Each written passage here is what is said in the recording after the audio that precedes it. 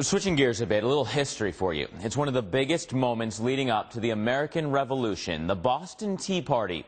On a December night, more than 92,000 pounds of tea were hurled into the sea, Boston's harbor, in an act of defiance against Great Britain. Now, 243 years later, history will repeat itself a bit. And here with a bit of that weather history is Josiah George with the Boston Tea Party Ships and Museum. Thanks so much for joining us today.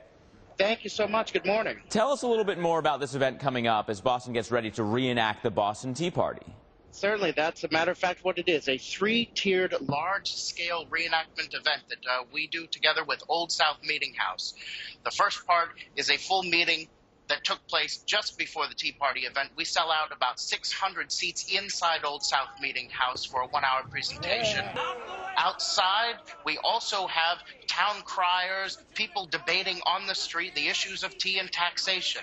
When the meeting is over, those folks spill out onto the street. We have about 1,000 people marching through the financial district in the very same footsteps of the Sons of Liberty down to the waterfront where we destroy all the tea on board the vessel. And let's bring it back to the weather, right? Because the forecast for Friday looks much like what it did that night 243 years ago. Give us some of the little-known facts about the weather leading into the Tea Party. Certainly. It was very low tide that night. We would have had a brand new crescent moon. There had been about 24 hours of rainy weather leading up to it, a very large storm out in Boston Harbor off of Cape Ann and the Cape.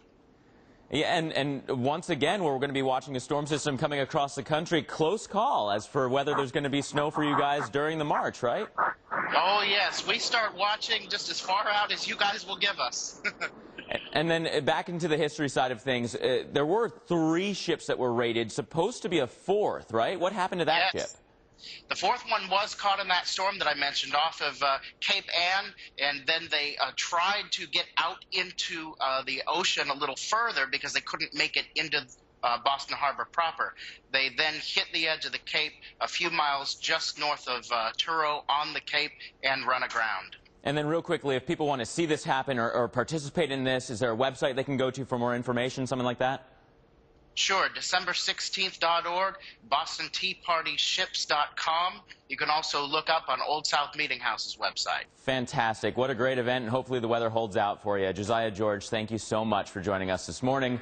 Maria, over to you.